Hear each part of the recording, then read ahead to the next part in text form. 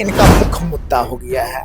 ये मुद्दा माननीय मुख्यमंत्री जी का बिहार से तय नहीं हो रहा है, ये आरएसएस कार्यालय से तय हो रहा है। एक तरफ घर खाली कराने का नोटिस देते हैं और दूसरी तरफ आप अपना बंगला को बड़ा कर, लेकिन जब एक में इस राज्य की प्रथम महिला मुख्यमंत्री रह रही है, पूर्व मुख्यमंत्री रह रहे हैं, दो नेता प्रतिपक्ष रह रहे हैं, तो आपको दिक्कत हो रही है। काहे रहेंगे भैया, 20 साल से रह रहे हैं। ये कोई ऐसे वैसे थोड़े है, ये सामाजिक न्याय का मंदिर है। ऐसा थोड़े है कि जहाँ मन होगा वहाँ से। पपोती नहीं है तो बगल में नीतीश कुमार जी का बंगला है, उसको भी खाली करवाए। बगल में राम जन्म क्या कहते हैं जीतन राम मांझी जी का है, उसके बंगला को खाली करवाए। अब बहुत सारा बंगला ऐसा है जिसको आप गिफ्ट बांटते हैं, वो सारे बंगले को खाली करवाइए। नमस्कार, मेरा नाम है अभिमन्यु कुमार। आप देखना शुरू कर दिए हैं स्वराज पोस्ट। देखिए, लालू परिवार के मुश्किलें घटने का नाम नहीं ले रहा है। आपको कहें तो अब तो पहले घर खाली करने का नोटिस मिला और अब सुरक्षा घटाई गई है और तेज प्रताप यादव का भी सुरक्षा हटा ली गई है। हमारे साथ बातचीत करने के लिए गौतम कृष्ण विधायक राजद से हम बातचीत करेंगे। सर, अब तो आपके नेता का ही सुरक्षा हटा दिया गया है। सम्राट चौधरी जी की जो सरकार बनी है जी, एक तो चोर दरवाजे से इनकी सरकार बनी।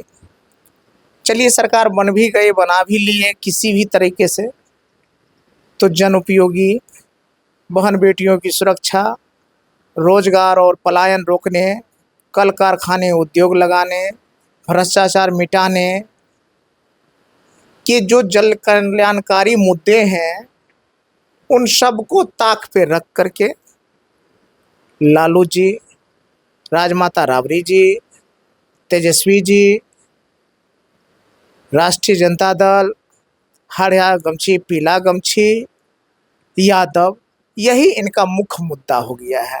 ये मुद्दा माननीय मुख्यमंत्री जी का बिहार से तय नहीं हो रहा है, ये आरएसएस कार्यालय से तय हो रहा है। इतना निशाने पे क्यों लिया जाए लालू जी राबड़ी जी से? क्योंकि सरकार के पास खजाने में पैसा तो है नहीं, विकास से कोई लेना देना है नहीं, जाति धर्म मजहब फैलाना है, यादव को टारगेट करना है, राष्ट्रीय जनता दल को टारगेट करना है, हरा गमछा को टारगेट करना है, राजमाता राबड़ी देवी जी को टारगेट करना है, लालू जी को टारगेट करना है, ताकि लोग इस पे उलझे रहे, विकास की बात भूल जाए लोग।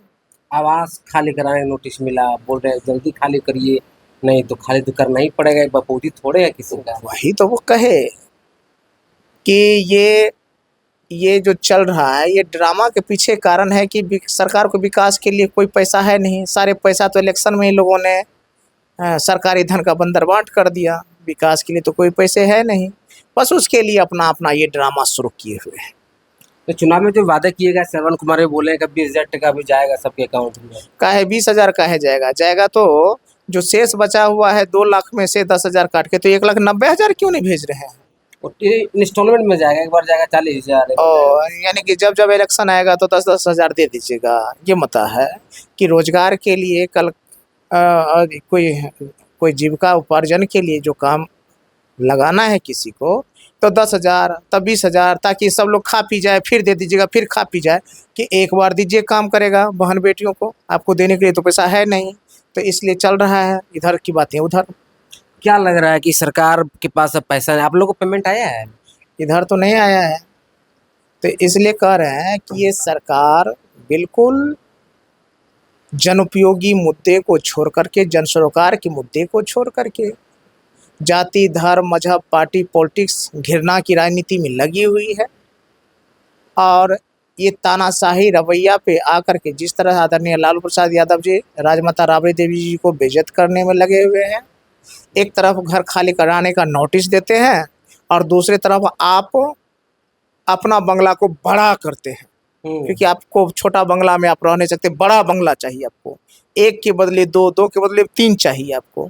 लेकिन जब एक में इस राज्य की प्रथम महिला मुख्यमंत्री रह रही है, पूर्व मुख्यमंत्री रह रहे हैं, दो नेता प्रतिपक्ष रह रहे हैं, तो आपको दिक्कत हो रही है। नामांकित किया हुआ मकान जो है उसमें रहिए। काहे रहेंगे भैया, 20 साल से रह रहे हैं, ये कोई ऐसे वैसे थोड़े है। बोला 20 ये साल में सामाजिक बपोती न्याय, थोड़े है। ये सामाजिक न्याय का मंदिर है। ऐसा थोड़े है कि जहाँ मन होगा वहां से। बोलते बपोती थोड़े है। बपोती नहीं है तो बगल में नीतीश कुमार जी का बंगला है, उसको भी खाली करवाए। बगल में राम जन्म क्या कहते हैं, कहते हैं जीतन राम मांझी जी का है, उसके बंगला को खाली करवाए। अब बहुत सारा बंगला ऐसा है जिसको आप गिफ्ट बांटते हैं, वो सारे बंगले को खाली करवाइए। आप टारगेट करके काम कीजिएगा तो भारत का संविधान ऐसी इजाजत किसी को नहीं दिया है कि जन जैसा मन मर्जी चाहे वैसा कर लीजिए। बड़का बड़का तानाशाह चला गया वोट लादने के लिए। एक अंतिम सवाल ने रोशन आनंद और खान सर पे। दोनों पॉपुलर टीचर हैं, छात्रों के लिए रात दिन मेहनत करके उन्हें रोजगार और करियर बनाने में अपना योगदान देते हैं। दोनों उलझ गए अपने में। इस किस गलत फहमी की वजह से उलझे हैं उनको तो दरियाफ्त करनी चाहिए। मुझे लगता है कोई गलत फहमी में ये हुआ है, ये थोड़ा सा आपत्तिजनक है। मुझे मिलजुल के अपना काम बिल्कुल मिलजुल के करने के दोनों का समाज में बड़ा योगदान है, बड़ी बात है। और आज छात्रों का पढ़ाई बाधित है। मुझे तो लगता है कि दोनों भाई को मिल बैठ करके बात करके मुद्दा को समाप्त कर देना चाहिए और क्लास में सौहार्दपूर्ण वातावरण में करियर और रोजगार की दिशा में काम करना चाहिए। देखिए, हमारे साथ बातचीत कर रहे थे गौतम कृष्ण थे। उन्होंने साफ तौर पर रोफन आनंद और खान सर के बारे में बोले कि इस दोनों को एकजुट हो जाना चाहिए। दोनों का बड़ा योगदान है समाज में, और राबड़ी देवी जी का आवास को लेकर भी और सुरक्षा जो घटाएगी उसको लेकर भी उन्होंने अपनी बात रखी। इनकी बात पर आप क्या सोचते हैं, अपनी राय जरूर दीजिए कमेंट के माध्यम से। बाकी आपका बहुत शुक्रिया, बहुत बहुत धन्यवाद। गोल, जहां 28 वर्षों के सफर में 18,000 से भी अधिक छात्रों ने डॉक्टर एवं इंजीनियर बनकर सफलता की ऊंची उड़ान भरे है, जहां साधारण छात्र भी बिहार एवं झारखंड टॉपर बनकर बड़ा इतिहास बना रहे हैं।